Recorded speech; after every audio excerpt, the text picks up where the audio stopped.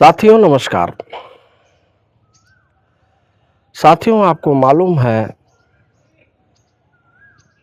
कि Iran, Israel और America के बीच में युद्ध छिड़ा हुआ है, जिसके परिणाम स्वरूप समुद्र के रास्ते जो व्यापार होता था, उस व्यापार में बड़ा ही गतिरोध आ गया है। उसका कारण है कि होर्मुज के माध्यम से जो जहाज व्यापार करते थे, उस पर गतिरोध अभी भी बना हुआ है, कभी अमेरिका के कारण तो कभी ईरान के।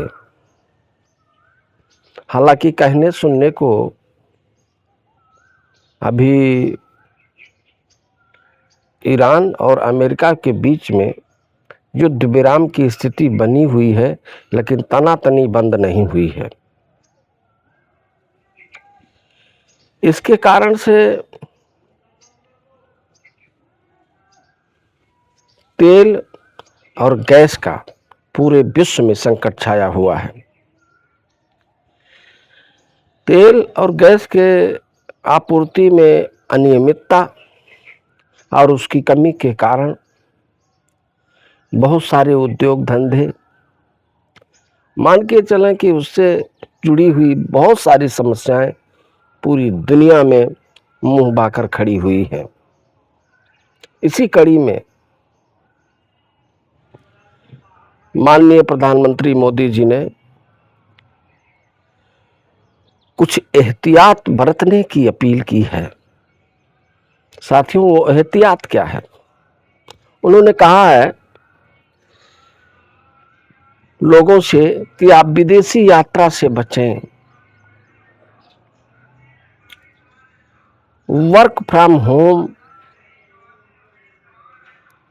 को प्राथमिकता दें, सोना चांदी को खरीदने से भी बचें, खेती किसानी में रासायनिक उर्वरकों की खरीद को कम करने की सलाह दी है,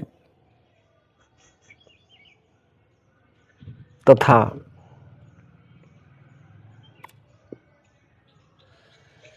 इन सब बातों को कहने का उनका कारण ये है कि बहुत सारी चीज जो हम आयात करते हैं दूसरे देशों से, उसकी कीमत की अदायगी डॉलर में होती है, और हमारे देश में फॉरेन रिजर्व कम न हो, इसके लिए उन्होंने आयात को कम से कम करने की कोशिश करने को अपील की है। साथियों, कुछ भी हो, चाहे संकट परिवार पर हो, समाज पर हो, प्रदेश पर हो, देश में हो, हमें एहतियात बरतना ही चाहिए। इसमें किसी प्रकार की कोई राजनीति नहीं होनी चाहिए। उसी कड़ी में ये प्रधानमंत्री जी की अपील है। हम आपका सबका कर्तव्य है कि उनकी मंशा के अनुकूल मुसीबत के समय में हम एक दूसरे के साथ धैर्य और संयम को बनाते हुए खड़े रहें। वक्त टल जाएगा, सुख और दुख दोनों भी हमेशा नहीं रहते, ये चक्र है। तो आओ हम सब संकल्प करें और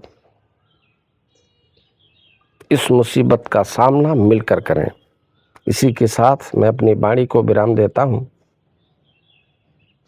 और आपसे अपील करता हूं कि वीडियो को लाइक करें, उस पर कमेंट करें, शेयर करें और उससे सब्सक्राइब करें।